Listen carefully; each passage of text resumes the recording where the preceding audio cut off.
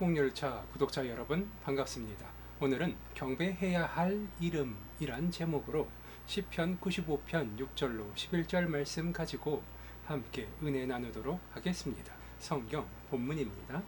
오라 우리가 굽혀 경배하며 우리를 지으신 여호와 앞에 무릎을 꿇자. 그는 우리의 하나님이시요 우리는 그가 기르시는 백성이며 그의 손이 돌보시는 양이기 때문이라.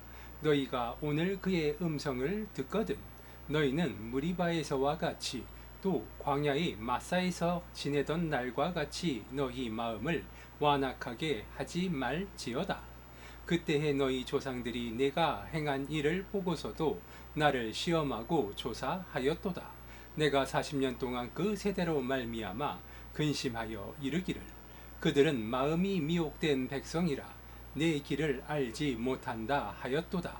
그러므로 내가 노하여 맹세하기를 그들은 내 안식에 들어오지 못하리라 하였도다. 아멘. 오늘 성경 본문 말씀을 보면 시편 기자가 이렇게 이야기하고 있습니다.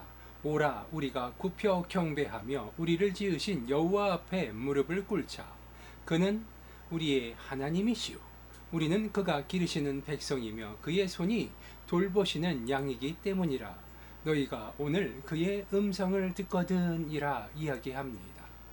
이것이 바로 오늘 성경 본문, 즉 오늘 설교의 핵심입니다. 우리가 경배해야 할 분, 그 하나님 앞에 무릎을 꿇으라 이야기합니다. 왜냐하면은 우리의 하나님이 되시며 우리는 그 하나님께서 기르시는 백성이며 하나님의 손에 의해 돌보심을 받는 양이기 때문이라 시편 기자가 이야기합니다. 너희가 오늘 그의 음성을 듣거든. 그렇습니다. 우리는 하나님의 음성을 들어야 합니다. 우리는 하나님의 어린 양이기 때문에 하나님이 돌보시는 양이기 때문에 우리들은 반드시 하나님의 음성을 듣고 하나님의 말씀을 따라 하나님이 인도하시는 그 길을 가야 하는 것입니다. 그 길의 끝에 푸른 초장과 쉴만한 물가가 있으며 우리들을 위한 좋은 것들이 예비되어져 있을 것이기 때문입니다. 목자라는 것은 그 목자가 돌보는 양을 위하여서 그 양이 쉴 곳, 그리고 양이 먹을 것, 그리고 그 양이 건강하도록, 그리고 그 양을 습격하는 늑대와 사자의 무리로부터 그 양을 보호하는 것, 그것이 바로 목자의 역할이기 때문입니다. 그리고 하나님께서 우리의 목자가 되어주시며 우리의 삶의 주인이 되셨음을 우리의 입술을 열어 고백할 수 있게 되시기 바랍니다. 오늘 이 성경 본문 말씀을 보니 너희는 무리바에서와 같이 또 광야의 마사에서 지냈던 날과 같이 너희 마음을 완악하게 하지 말지어다 라고 이야기하고 있습니다. 이스라엘 백성들은 광야에서의 삶을 특별하게 여기고 있습니다. 그리고 오늘날 현대에 이르러서 우리는 이 이스라엘 백성들이 40년 동안 광야에서 살았던 그 삶을 돌아보며 우리도 우리가 살아가고 있는 현실에서 우리의 삶을 광야에 빗대어서 이스라엘 백성들이 하나님 앞에 범죄하였던 그것들을 경계하며 오늘날 우리도 똑같은 실수를 범하지 않기를 기도하며 경계합니다. 왜 그래야 했을까요? 이스라엘 백성들은 40년 동안 광야에서 헤매며 가나안 땅으로 나가는 중이었습니다. 그런데 이 이스라엘 백성들은 참 안타깝게도 특징이 몇 가지가 있었습니다. 안타까운 특징. 그것이 무엇이었느냐? 하나님의 선택을 받은 민족이었음에도 불구하고 오만하고 미련하였습니다. 그들은 하나님이 주신 축복을 자신의 힘이라 착각하고 자신의 능력이라 착각했다는 것입니다. 그들은 하나님께 기도하고 간구하여서 이스라엘 민족들이 애굽의 노예의 종살이의 삶에서 벗어났음에도 불구하고 오늘날에도 유월절을 통하여서 하나님을 기념하고 있음에도 불구하고 그들은 여전히 오늘날에 이르기까지 오만하며 미련한 삶을 살고 있는 것입니다. 그리고 그들은 특별히 기가 얇았어요. 유행에 민감했어요. 그래서 주변에 어떠한 나라에서 종교가 흥하면 그 종교를 가져와서 그 신을 섬기고 그 우상을 만들었어요. 그래서 하나님이 분노하셨죠. 그들은 광야에 살면서 모세가 잠시 하나님께 기도를 올리러 간 그 순간에 모세를 기다리지 못하고 그들은 금 부치를 모아서 우상을 만들었죠. 황금 송아지를 만들고 그것을 하나님이라 부르며 그 우상을 섬겼습니다.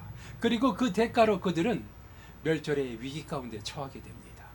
하나님께서 모세를 일깨우시고 이스라엘 백성들에게 다시 돌려보내 주셨고, 그렇게 이스라엘 백성들은 모세를 통하여서 하나님께 용서를 구하고 구하심을 얻었습니다. 이 모든 것이 다 이스라엘 백성들의 귀가 얇고 유행에 민감했기 때문에, 그리고 오만하고 미련했기 때문에 벌어진 일들입니다. 그리고 이것은 오늘을 사는 우리에게도 똑같이 적용되는 일입니다. 나는 귀가 얇지 않다 이야기할 수 있고, 나는 뚝심 있게 하나님만 바라본다 이야기할 수 있습니다.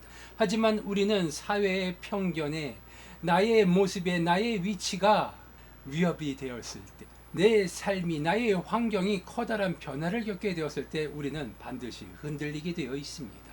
그것이 사람의 본성이기 때문입니다. 왜냐하면 우리는 변화를 싫어하고 안정적인 것을 추구하는데, 하나님의 말씀을 믿고 따르며 아무런 위협이 없이 평탄한 삶을 살아갈 때는 아무 의심 없이 하나님의 말씀을 믿고 하나님의 이름을 찬양하지만, 내 환경이 변화되어졌을 때, 내 삶이 변화되어졌을 때, 그 기로에 섰을 때 우리는 하나님의 말씀을 의심하고 우리의 믿음이 흔들리며 세상을 바라보게 된다는 것입니다. 이것은 성경에서 나오는 광야에서 모세가 없어 갈 곳을 잃은 이스라엘 백성들이, 믿음의 대상이 사라진 이스라엘 백성들이, 그들이 금부치를 스스로 모아서 금송아지를 만들고 그것을 하나님이라 부르며 경배했던 것처럼 우리의 삶과 현실 또한 마찬가지라는 사실을 기억하시기 바랍니다. 그리고 오늘 이 시편 본문에서 굳이 성경에 기록되어진 것, 그것은 바로 광야를 기억하라는 것입니다. 광야의 삶은 특별한 것입니다. 하나님께서 이스라엘 백성들을 구원하여 주신 것, 그리고 그들에게 가나안 땅을 약속해 주신 것, 오늘의 빗대어 보자면 현실 가운데 우리가 광야 가운데 살아가면서 우리가 결국 종착역에 도착해야 될 것, 우리의 삶의 끝에 있는 가나안, 그것이 바로 천국임을 이야기하고 있는 것입니다. 10절을 보겠습니다. 내가 40년 동안 그 세대로 말미암아 근심하여 이르기를, 그들은 마음이 미혹된 백성이라 내 길을 알지 못한다 하였도다. 그러므로 내가 노하여 맹세하기를, 그들은 내 안식에 들어오지 못하리라 하였도다. 아멘. 그렇습니다. 이스라엘 백성들은 40년 동안 광야를 헤맸습니다. 그리고 그들은 가나안 땅에 들어가지 못했어요. 왜냐하면 하나님의 진노를 받았기 때문입니다. 하나님의 말씀을 어기고 하나님을 신뢰하지 못하고 그들은 금송아지를 만들었습니다. 그리고 그들은 여전히 하나님께 목숨의 구원함을 입었음에도 불구하고 반복되는 하나님을 향한 배덕의 길을 행하였다는 사실입니다. 그렇기 때문에 그들은 하나님의 진노를 받았습니다. 모세를 포함한 가나안을 향해 가던 이스라엘 백성들, 광야에서 살았던 1세대들, 애굽 땅에서 구원함을 입고 하나님의 10가지의 저주를 경험했던 자들, 몸소 직접 하나님의 기적을 체험하고 하나님의 음성을 들었던 그들, 이스라엘 백성들 1세대 광야에서 보낸 그 1세대들이 가나안 땅에 들어가지 못하였습니다. 그들의 죄악으로 인하여서 그들은 결국 가나안 땅을 목전에 두고 광야를 떠돌며 그 삶을 마감하게 되었습니다. 이 이야기를 통해서 우리가 알아야 하는 것이 있습니다. 하나님을 향한 믿음은 절대 변하지 말아야 한다는 것입니다. 하나님을 향한 절대적인 신뢰를 보일 수 있게 되시기 바랍니다. 하나님은 절대적인 신뢰를 보이는 백성을 향하여서 끊임없이 축복을 부어주시며 그 길의 끝에 하나님께서 영광을 보여주실 것이기 때문입니다. 하나님의 말씀을 믿으시기 바랍니다. 하나님의 말씀을 신뢰하시기 바랍니다. 하나님은 우리의 삶 가운데서 우리에게 좋은 것을 예비해 주시는 분이시며, 하나님으로 인하여서 우리의 삶이 늘 쉴만한 물과 풍족한 먹을거리로 가득 찬 하나님의 인도하신 가운데 하나님의 축복을 누리게 될 것이기 때문입니다. 우리가 경배해야 할 이름을 기억하시기 바랍니다. 하나님의 이름을 경배하시기 바랍니다. 하나님의 이름을 자랑할 수 있게 되시기 바랍니다. 하나님의 말씀이야말로 우리들의 삶 가운데서 우리들이 추구하며 지켜야 될 핵심 가치이며 절대 놓지 말아야 할 최고의 보물임을 잊지 마시기 바랍니다. 매일같이 하나님의 말씀을 읽으며 하나님의 말씀을 통하여서 하나님께 감사할 수 있는 우리 축복열차 구독자 여러분 되시기 바랍니다. 우리가 하나님으로부터 축복을 받는 것은 우리가 교회에 나가서 예배드리기 때문이 아닙니다. 하나님께서 우리를 축복하여 주시는 것은 우리가 교회에 나가서 예배를 드리기 때문이 아니라 우리가 하나님의 말씀을 믿고 하나님의 말씀을 경배하며 하나님의 말씀을 찬양하고 경배드릴 때 하나님은 기뻐하시며 우리에게 좋은 것을 내어 주시는 것입니다. 그렇다면 이쯤에서 의문이 생기죠. 교회는 왜 있는 것인가? 성경에 이렇게 기록되어져 있습니다. 너희가 나의 이름으로 두셋이 모인 곳에 내가 함께 있겠노라며 하나님은 성경에 기록해 놓으셨습니다. 그렇습니다. 우리의 목적, 하나님을 경배하고 찬양하기 위하여서 나 하나만이 아닌 나의 가족과 나의 친구들을 불러 모아 함께 하나님을 경배하고 찬양할 때 하나님은 우리 안에 거하시며 우리와 함께 하시며 함께 하나님의 이름을 찬양하는 우리를 향하여서 한없는 축복과 은혜를 베풀어 주시는 것입니다. 그것이 바로 교회의 존재 이유인 것입니다. 교회가 생성되는 과정 또한 기억하시기 바랍니다. 성령의 충만함을 받은 사람들이 하나님의 사랑을 전하기 위하여서 모여서 형성된 공동체, 그것이 교회의 시작이었습니다. 교회는 하나님의 사랑을 증거하는 곳이요 하나님의 사랑을 자랑하고 전하고 전파하는 곳입니다. 나의 나된 것은 하나님의 은혜로 인함임을 기억하시기 바랍니다. 믿으시기 바랍니다.